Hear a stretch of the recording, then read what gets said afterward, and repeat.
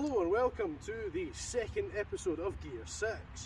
Today we're doing a review on my Renault Scenic 2014 1.5 litre diesel. Lovely vehicle. I've put my shroom plate on again so you can't track me down. Although in saying that, there's a big fucking rat in the front of it, so you probably know. I will find you. And I will kill you. Stranglers thing. See what I mean if you watch the last video? That is a massive Renault badge on the front of it. And on this car, there's no silver bumper, it just goes blue, black, silver, black, blue. Almost got me there. It's a nice front end, it really is. It's one of the nicer I've seen. And of course it's an MPV, a multi-purpose vehicle, etc, you know. Lovely. And down at the very bottom you can see side lights. You've got the daytime running lights, excuse me, dip headlights and full beams, indicators, etc. There. Around the outside,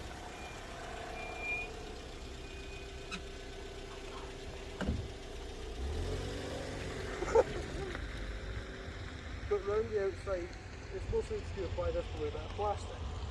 Thinner bezel goes up to thicker bezel at the top. You can see my mirror there, so it's not as fogged up. Wipers kind of hidden down there, but it does have a special mode. You can actually put the wipers into service mode, like such. That's got a cool set of wipers, you go like that, instead of both up the way. Nice car, nice features. Let's do some headlights. Now with this 2014 Renault Scenic, you have daytime running lights under your vehicle, obviously because it's not main beams, if they would like to demonstrate main beams. That is your main beams. Now, if you're like me, well, dip headlights then. If this is that's main beams, right? When you're travelling down the street at night, like me, and you see this behind you, and you see that, obviously, that's your fog lights, you will see that and you would shit yourself. I always think it's a police van behind me, and yeah, when you see this, it does look like a police van, not gonna lie, but it's a really nice car for a 2014 Scenic. I appreciate your narrating. I'm basically telling the viewers of how when your four lights are on, it looks like a police van, and I shit myself every single time I see it. That is about right.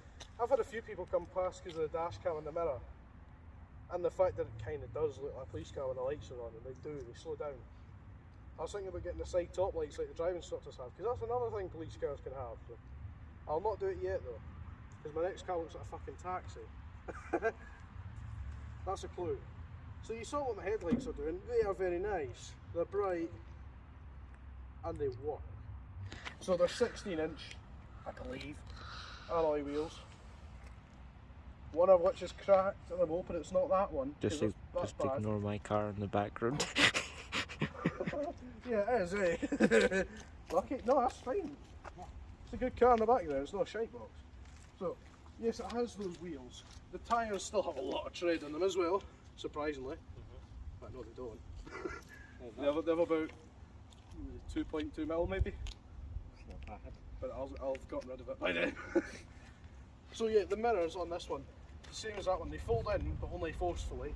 They don't have power adjusted, or sorry, power closing mirrors, although they do adjust electrolyte. They do have a black bezel on the top. For some reason, they all do that. The blue is nice, and the fact that it's matching door coloured handles, matching body colour handles is an extra bonus. These do have a slight sound of sort of the old classic nice door close noise, but they're a bit sealy, you know what I mean? A mix of old and new. Yeah. So you can kind of hear it, but then it kind of tries to muffle itself with a seal as well. Yeah. It works. There's an indicator light there as well, because usually there's one down there. But not on this car. There are... The under tray in this car decided the other day that it would want to collapse after I tried to drive up to Crieff. And this tow truck came on my side of the road and I had to swerve and cunt myself on a ditch. And ever since that, on the other side, no, it's this side of the back, it's fallen off. Or when the panel clutches are flying. The back doors are lovely. They're extra tinted, so, you know, it's harder to see through them. And they also do have sunshades in them as well, which Andrew's way to come and show you. So, here's the back doors, electric windows, because that's good. There's our sun blinds there. They're a bit bent because the past person that owned this car had 3 kids in the back seats all the time. Nice big door bins, they can fit big bottles in them. And of course, it closes, but not as nice in as the front. So. Oh, now that is skiffing it. You can see that. That is peak performance. That's nuts. So yes, my boot is very full of crap just now because I've been all over the place. I got a box of nails, we've got a toolkit, I got a bag that came from Arnold Clark when my dad got his new car, I've got stickers, I've got Andrew's mum's olive oil in the car because she forgot it, and a happy birthday bag that was meant to be my granny's birthday present, but that happened. So. And there's a big ice scraper there, which, can I add, I had to scrape my car when I came out to come up here. I sat in the car and I went, right, okay, and I put wipers on to think, right, that'll clear it. I went, oh, Jesus. So I scraped it, then I went to Asda and bought 2 bottles of de-icer spray. I'm not going without that. Also, Tarkan, you've left your Heisenberg mask in my car for ages now. Fuck off. Fuck off. Say my name. You're goddamn right. So yeah, that can sit. This is a relatively big boot as well. And it's got a massive windscreen on the back as well. It's got 2 handles instead of 1. Easy access to the bulbs, it's good as well. And behind there is also the access to the back bulbs. And get this, if you want to have a really easy time changing the fog light, reversing light, sorry, in the back, you literally just reach underneath and the clip say you pull it out, replace the bulb and stick it back in. The shocks aren't worn on the back, and I know that specifically because everybody that tries to open my boot goes, oh my god, I almost got hit by that, because of the speed it likes to go up at when it's shut. It's sort of calmed itself down a bit now because it's cold. But on a good day, yeah. So now I'm going to go around the side again and fold down my seats. Because in this car, being an MPV, they go individually. I won't put them all down because they've got shite in the back. Not that much shite. So, here's a lever. You pull the lever, each seat goes down individually. The other lever back here, they pull up. There's another lever at the very bottom that removes them entirely. And you push that lever, goes back in. All the rear seats move forward and backwards and recline. They move forward and backwards about that and recline to about, if that was here, probably about 15-20 degrees maybe. But that is not an issue. Also, as you can see there, the wires for my dash cam. I do have a reversing camera on this one as well, which is just more annoying because it was more expensive and I have to pay for another one when I get my new car.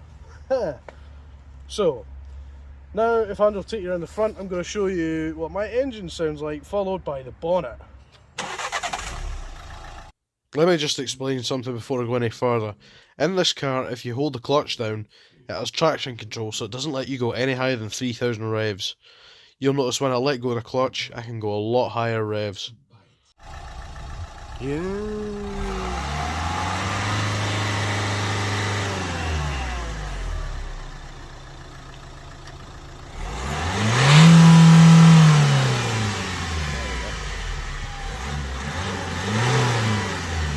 That is what it's normally going to sound like.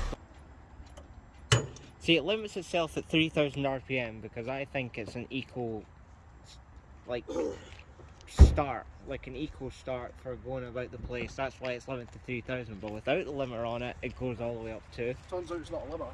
Is it not? It's only when you have your foot in the clutch. Oh, right. So it's probably like an engine more or an eco thing, so it's skid. It's got traction control.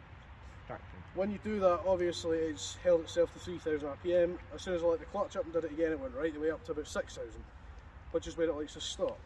For the final, we'll lift this, and being newer, it has a hydraulically lifted bonnet, which is helpful as fuck. Come closer. Closer. Closer. Yeah, exactly. So this car is slightly different to Andrew's engine bay, in the fact that it's almost compact. This here, the big plastic bit comes off a couple screws. That header there comes off a couple screws. Everything's tried to be hidden away so that you can't do much with a modern car. But I've got brake fluid here, which I believe should be full. And if it's not, I'll be annoyed. Oh wow. No, it's full, that's good. And yeah, this does happen in a lot of new cars. A lot of cars, sorry. They've got a little shitty rubber bit in there that often just Decides it wants to fuck off, yeah. Look at Megane, not Clio, sorry. Oh yes it is, that's another car. It's another Renault. Yeah, it's a Clio, but a newer one and not an estate. So should we give the guy a 5 and say, can we review your car for a Sure. Now the engine oil dipstick in this car is really easy to get to. That looks dirty, but it's probably not. Nah. The one in Andrew's car is so hidden you have to literally have a flashlight to find out where it goes back. But it works. There's a lot of things in this engine bay. A lot of wires. There's a screen wash top up in the very left hand corner. Screen wash top up. I want to see coolant. Yes I do. It is cool. Because of course you couldn't have it anywhere else. Because, yeah, obviously. Unless you had a big tube. I know. So there's a lot of things hidden there, but most of it is good stuff. And of course putting down the bonnet. Nice solid feel on the wiper just went boing. So yeah, it's a very nice car. This review is also just noticeably shorter than the other video by about 4 minutes. But nothing to say that it's any worse a vehicle. It's newer, it's, I'd say, better. So, nice vehicle. With my name on the front of it, only for about another 3 minutes. After this video, I'm going to go back to my house. Andrew will probably go back to his house. Get a hot chocolate. I could do a hot chocolate. Yeah, exactly. I might go back to his house and get a hot chocolate. That'll give me a chance to edit this video as well, probably. If I have to cut anything. There's a thumbnail too. There you go. Andrew bought my Renault Scenic off me for £3,500 or £4,000. Yeah, there we go. I'm trying to get it sold for £4,000 next month, but I bought it for £6 a month ago. Yeah, So do the usual flash my arse, but I don't want to get done with a decent. nobody wants that. Nobody? Nobody. Look like the fucking Grunda forest. Leaves and branches.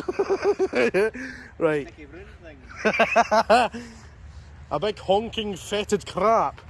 Right. Thanks for watching this video. Like, subscribe, turn on the notification bell if you haven't already, and I'll see you in another episode of Gear 6.